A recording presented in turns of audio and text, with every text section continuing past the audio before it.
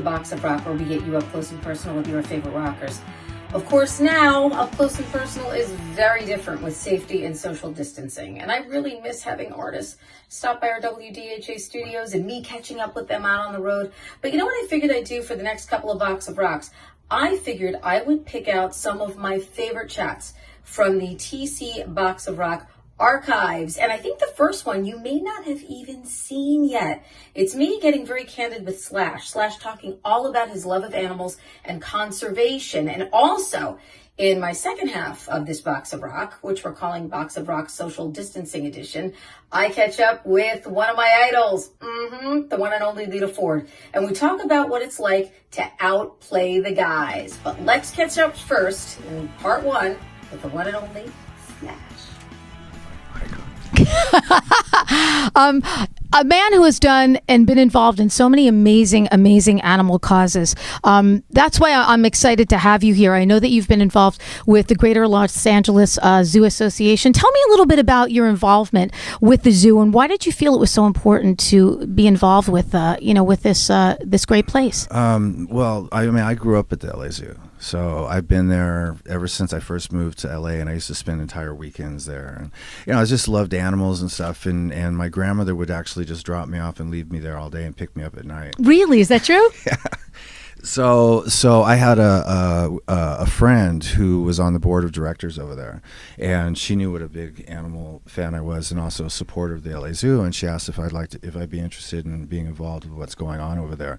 A lot of new developments and this and that and the other, and I just jumped at the chance. So yeah, it's nice. I know you were very involved too with I guess it was like the pachyderms and the elephants there, and making sure that they really had what they needed. I know that there was some funding that was going to be cut. There was Billy. Billy the elephant. Yeah, I remember that. Well, he was an orphan from Thailand, and so we got him, and then we had a lot of backlash from all these activist groups that thought he shouldn't be in a zoo and that he should be in a sanctuary. Which I understand the thought process on that, but he was basically a young adult, had a lot of life in front of him, and we had a huge facility being built at the zoo for him, and they were just trying to give us a hard time, and we ended up going to the city and this whole rigmarole, and we ended up winning, and he's got a really amazing. Well, that's the point I wanted to make. You make sure that these animals have what they need, and it's really about conservation. It is. It's about people knowing about that these animals are there. We may lose some of them, unfortunately. Yeah. Well, I think about zoos. Zoos are a double-edged sword for me, because as much as a kid, I loved to be able to go up and see animals up close. I never was really into the idea of them being caged. And old school zoos really were limited in their resources, and it wasn't always the best situation for animals. But nowadays, they really go to the ends of the earth to provide the right environment. And it's a matter of conservation, and breeding, and all that kind of stuff for animals that are looking like species that look like they're might be on their last leg, and it's a way of preserving some of those. And species. more than people know, actually. Tell me a little bit about IFAW, which I think is an incredible organization. I've been reading up on them. It's the International Fund for Animal Welfare. Right. They do so much. They do a lot. I mean, they're just a great, a fairly large organization of people who are out to do what they can to save as many species as possible. Yeah. And to raise money for the cause and so on. But they're really proactive and go to the ends of the earth to achieve their goals. Yeah, and they do so much. I mean, whether it's localized rescue or helping with the ivory trade, which is horrific, what's going on there. Yeah, I mean, with the ivory trade, it's just, trying to raise awareness so that people stop buying ivory so that we can just stop the ivory trade altogether. Yeah. Because it's depleting elephants at such a rate that it's past alarming.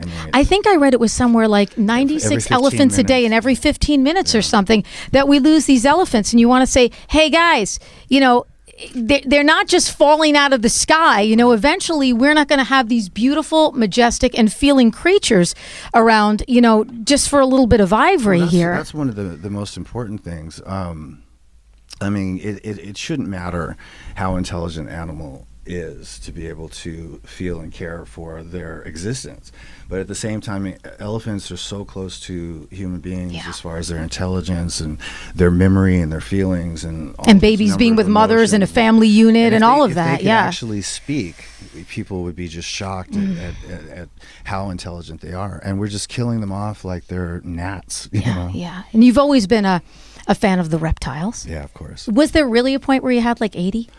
Or like a crazy number? Roughly, if not more than that. Wow. Because I used to take in, I was like a halfway house for a way station. Right. For reptiles, mostly snakes, but also lizards. And a lot of people had things that they couldn't handle. And so I would take them in, and it just became this huge menagerie of reptiles in my house. And when most of them were really, really big pythons. Yeah, I can imagine. Kinds of boas and stuff.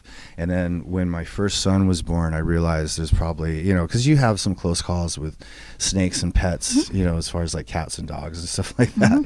And so I thought maybe I should sort of get rid of all these, 20-foot long snakes. And you rehomed them. And so I gave them all to different organizations and stuff.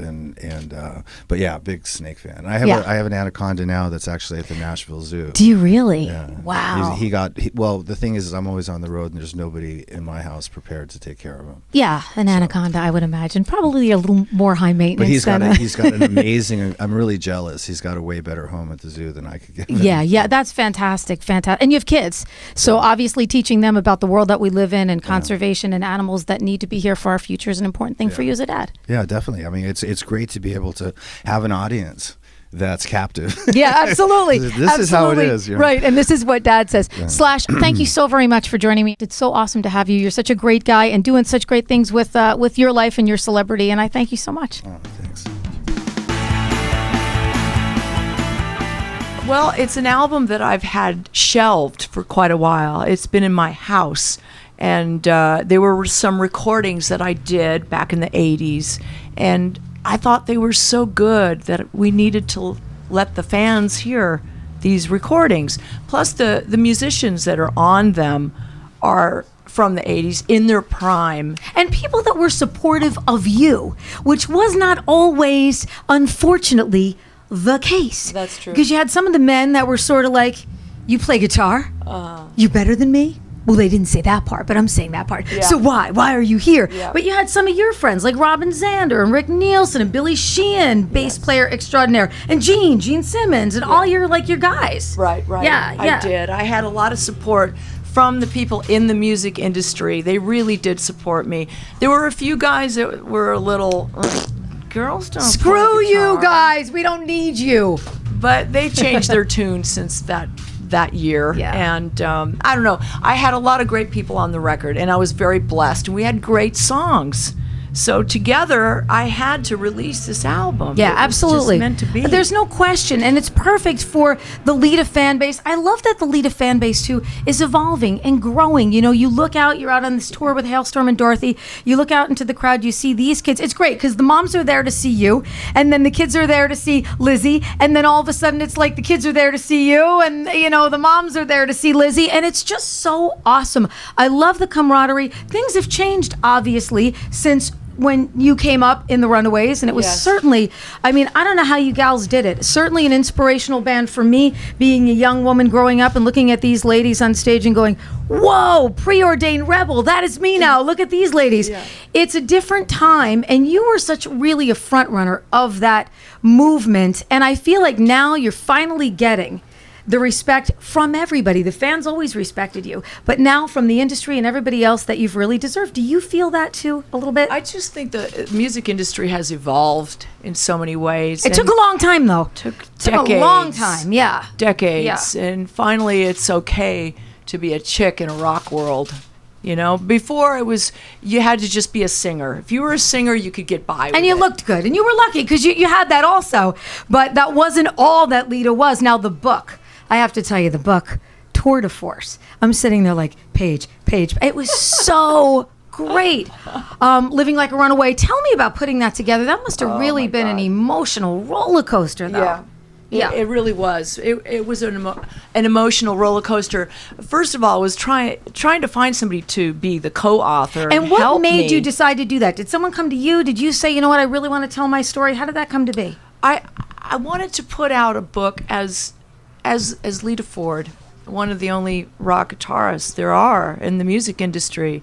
Well, at least back in the Runaways days, there really weren't any female guitar players. No, absolutely none. You know, absolutely and none. The Runaways paved the way for a lot of others to follow. Even though they weren't the first female artists, they were the first girls. I think they were, but no, I thought They you were the guys were first really the first girls. real rebellious.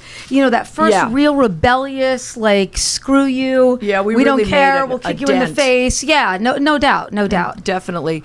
But I just felt it necessary. It's almost like a rock and roll manual. And your story is insane. I mean, it's like it starts off really good, and then things kind of go like really bad with the dissolution of the Runaways, and then it's really good again with the Lita, Yeah. you know, the Lita record, and you know your, relationship with Sharon Osbourne, and then things sort of like don't go really great. I mean, Yeah. it's such a. It's a fight. It's up, it's down. It's like an emotional roller coaster, really, for Yeah. the reader, and I couldn't even imagine for you. I mean, it's Yeah. just incredible.